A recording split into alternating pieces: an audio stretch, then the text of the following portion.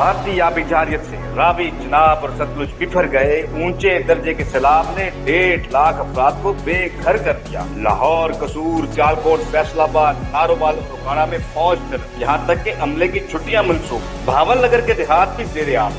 सियासी मुहाज पर बानी पीटीआई ने अरकान को पार्लिमानी कमेटियों से इस्तीफों की हिदायत दी। मुजदा बीबी तोशाखाना 2 केस में अदालत में पेश हुई, जबकि अडियाला जेल में मुलाकातें महदूद कर दी गई। दूसरी तरफ अवाम के लिए बड़ा झटका, गंदम 3 रोज में 1000 रुपए फी मन महंगी कर दी गई। आटा भी मजीद महंगा होने का इम्कान। सरकारी गोदामों में लाखों टन जखीरा होने के बावजूद कमेटियों में फैसला ताकतवरों के हाथ में है और अवाम एक बार फिर कुर्बानी का बकरा बन गया।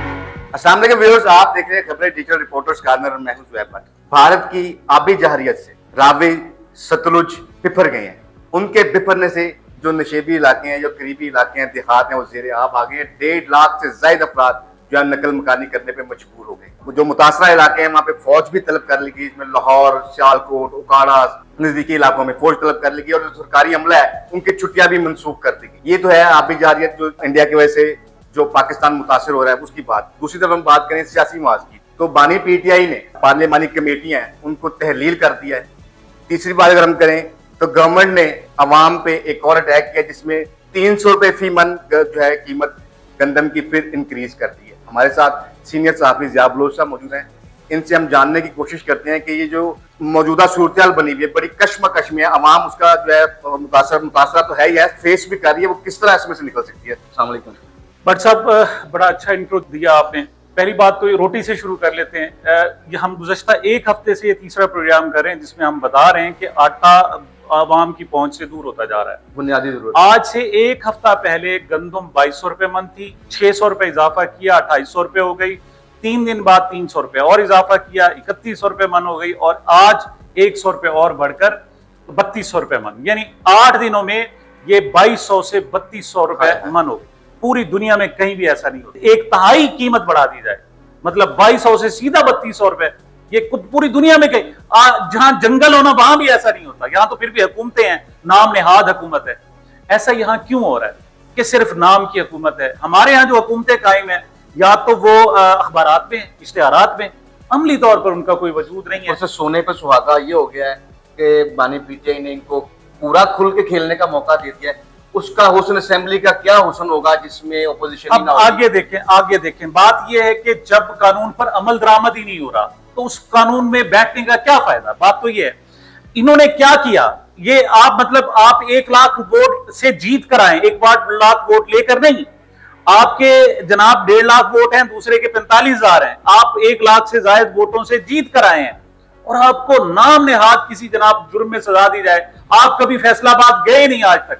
अच्छा, ट्रायल हुआ, आपको नोटिस तक जारी नहीं हुआ, लेकिन बता दिया कि एमएनए साहब नाअहल हो गए, उनको सजा भी हो गई 10 साल और नाअहल भी हो गए। बात यह है कि इनको खौफ है, सच्ची बात यह है, फॉर्म 47 की हुकूमत है, इनको खौफ है, इनकी अपनी हुकूमत नहीं, ये जबरदस्ती मुसल्लत किए गए।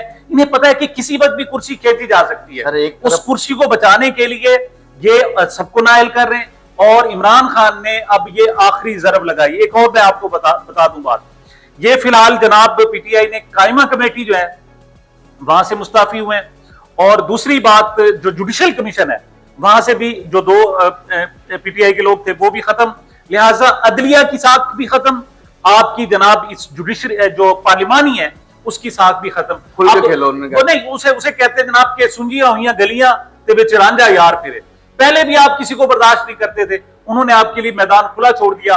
पूरी दुनिया में पहले भी आपकी वुकत नहीं थी, वजीर आजम को कोई घास नहीं डालता। वहां अगर कोई बुलाता है अमरीकी सदर तो जनाब फील्ड मार्शल को बताता है, उन्हें पता है कि असल ताकत किनके पास है। अब बाकी सही भी उन्हें पता है कि यहां तो अपोजिशन भी नहीं है। आपने खुद कुल्हाड़ा मारा है अपने पांव पर। इस तरह कभी भी अपोजिशन के एक ही वक्त में आप कौमी असेंबली के अपोजिशन लीडर को फारिग कर दें, आप एक ही वक्त में सेनेट का जो अपोजिशन लीडर है उसको फारिग कर दें।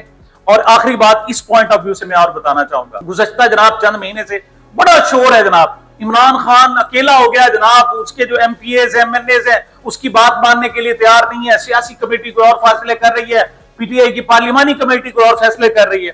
तो आपने देखा इमरान खान ने जेल से बैठे हुए कहा है कि इस पर गौर करो कि पार्लिमानी कमेटियों से इस्तीफा देना है। आज आपको पता है सबने इस्तीफे दिए। बात तो ये है, तो कहां गए जनाब? मैंने कल भी कहा था, इमरान खान ही पार्टी है।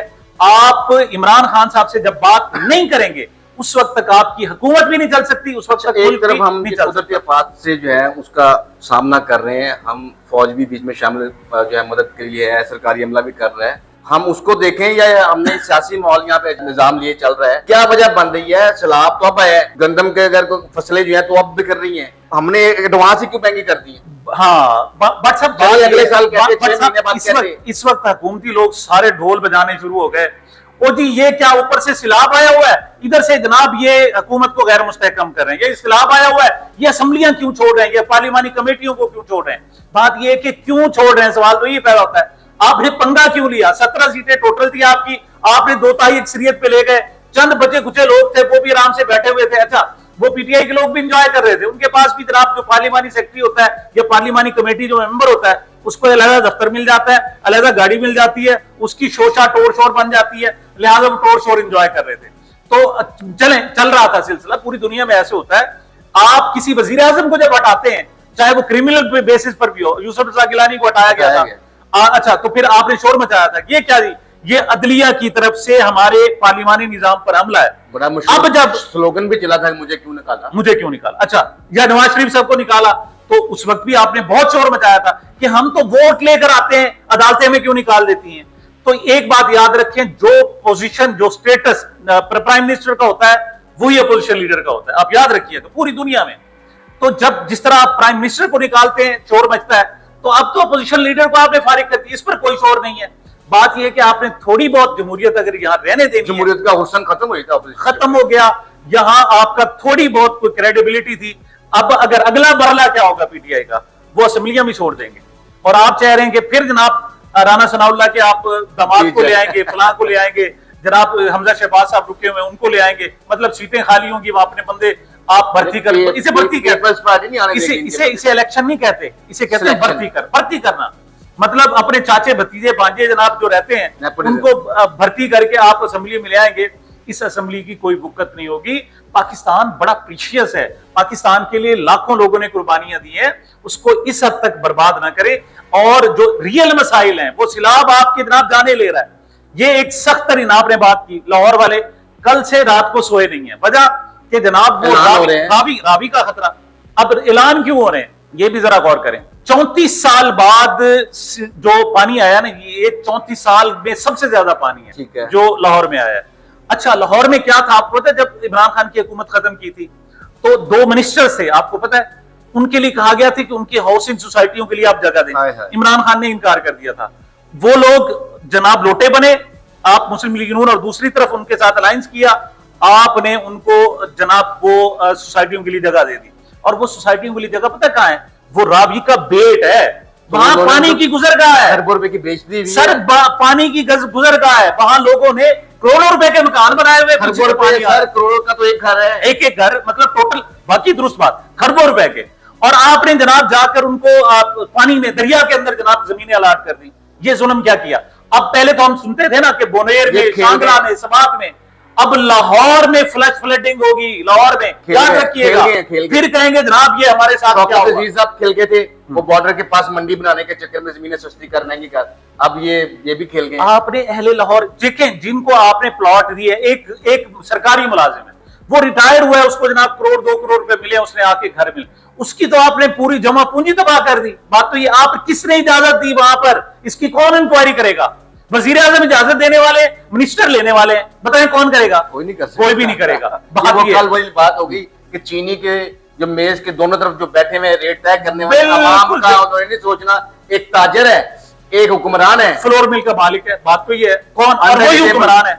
तो यहां जनाब सारे मामलात पर चौपट राज, अंधेर नगरी और चौपट राज है। यहां चीजों को ठीक करना होगा। अब सवाल, आप अगला सवाल कर सकते हैं कि चीजें ठीक कैसे हों, बहरान कैसे खत्म कर सकते हैं? ये गंदम का पड़ता है या इस कीमत को हम कैसे कंट्रोल कर सकते हैं? पूरी दुनिया में एक ही फार्मूला है कि कानून पर अमल करो, मामलात आपके आसानियां होती जाती हैं। आप दुनिया की किसी बड़ी आफत का मुकाबला भी कर सकते हैं, अपने मसाइल भी हल कर सकते हैं। 1973 का आइन बड़ी मुश्किल से बना था, उसको आपने लपेट लपूट के सोफे के नीचे फेंक दिया। उसे उठाएं, उसको टाकी शाकी लगाएं, उसको साफ करें। 26वीं आईनी तरमीम का जो कुत्ता आपने कुएं में डाला है उसको निकालें, उसकी सफाई करें, चीजों को ठीक करें, अपोजिशन को कदर करें। लोगों ने जो वोट दिए हैं वो हम वही बात नवाज शरीफ साहब वाली, वोट को इज्जत दो, मामला बेहतर होना शुरू हो जाएंगे। बहुत शुक्रिया। वोट को इज्जत दो, मामला बेहतर होना शुरू हो जाएंगे। सैलाब हो या सियासत हो, नुकसान हमेशा गरीब आदमी उठाता है, ताकतवर फैसला करते हैं और आम आदमी के कंधों पर बोझ डाल दिया जाता है। मजीद ऐसी रिपोर्ट्स के लिए देखते रहिए खबरें डिजिटल रिपोर्टर्स का।